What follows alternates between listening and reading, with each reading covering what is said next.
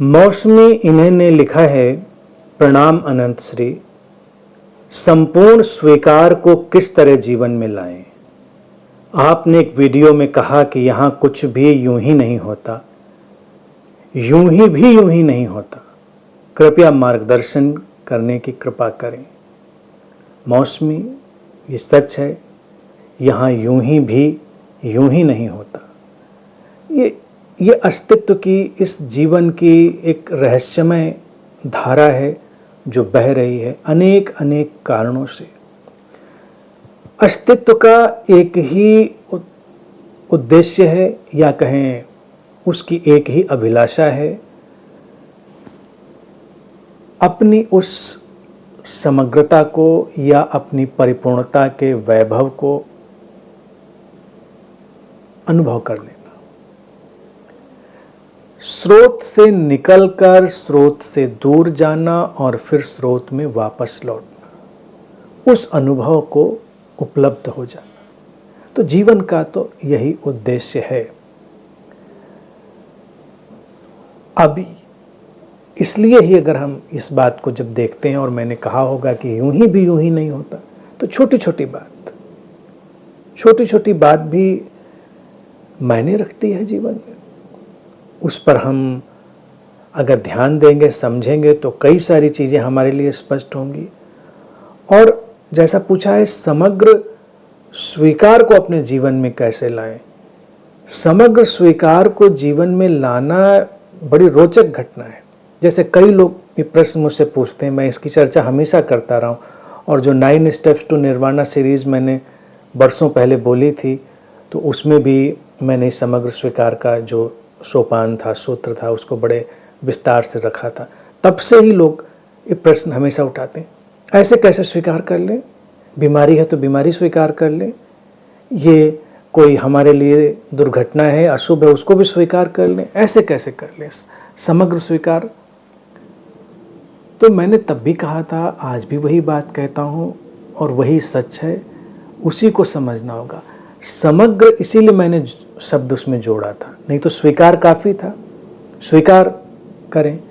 समग्र जब हम कहते हैं टोटल एक्सेप्टेंस, तो टोटल एक्सेप्टेंस या समग्र स्वीकार से उसके मायने बदल जाते हैं।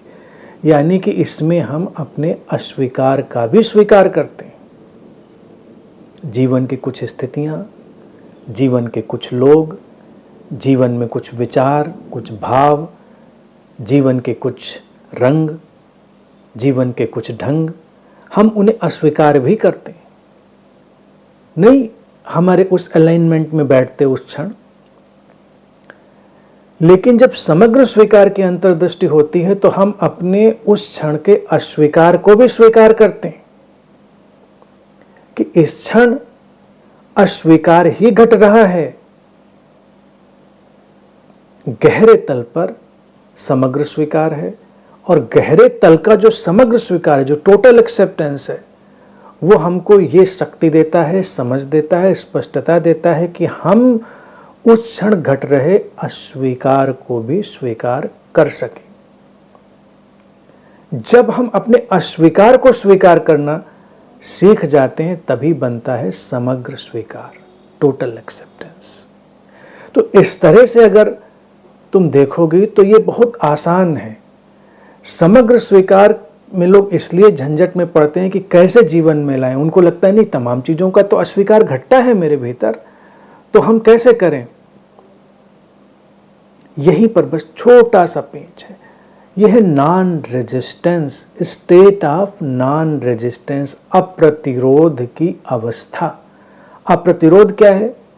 तुम बीमार हुई तो पहले कदम पर तो तुमने अपनी बीमारी को स्वीकार किया, उदाहरण के लिए। दूसरे कदम पर तुम्हारे ही सिस्टम में, तुम्हारे ही शरीर मन में उस बीमारी से मुक्त होने की चाह उठी, तो तुमने उस चाह को स्वीकार किया। फिर तुम्हारे भीतर उस बीमारी से मुक्त होने का उपाय कुछ आया, तो तुमने उसको भी स्वीकार किया।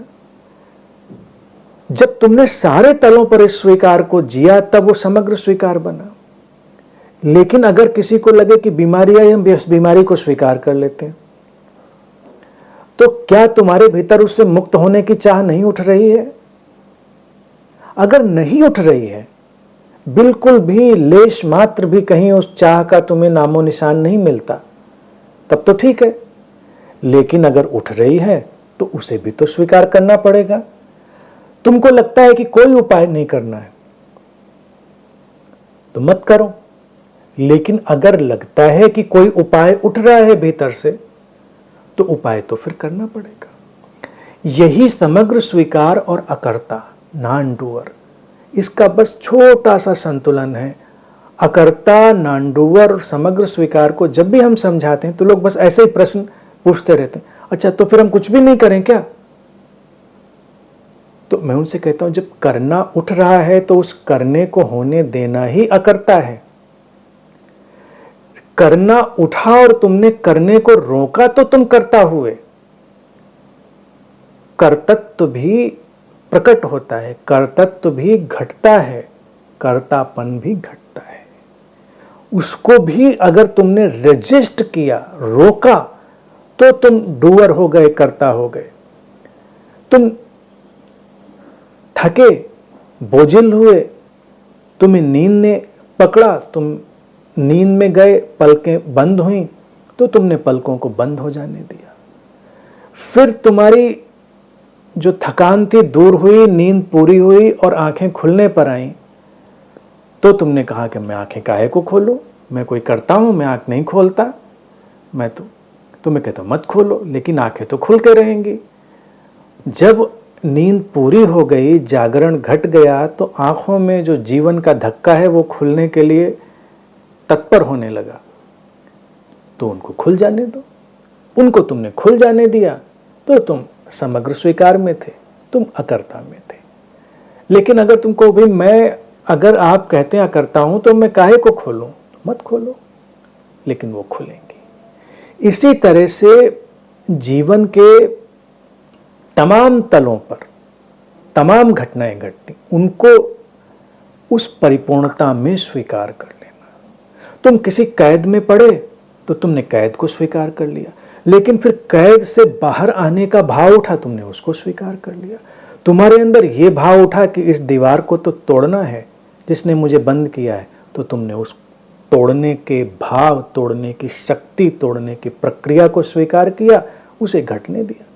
तो इस तरह से जब देखोगी पूरे जीवन के स्पेक्ट्रम को, जीवन के पूरे फैलाव को, तो समग्र स्वीकार तुमको बहुत सरल भी लगेगा और बहुत ही जॉयफुल भी लगेगा। और तुमको लगेगा कि जैसे जीवन की एक नदी बह रही है और तुम उसके साथ, उसके सिंक में, उसके प्रवाह में बस बह रही हो। कोई संघर्ष नहीं और कोई कठिनाई भी नहीं है।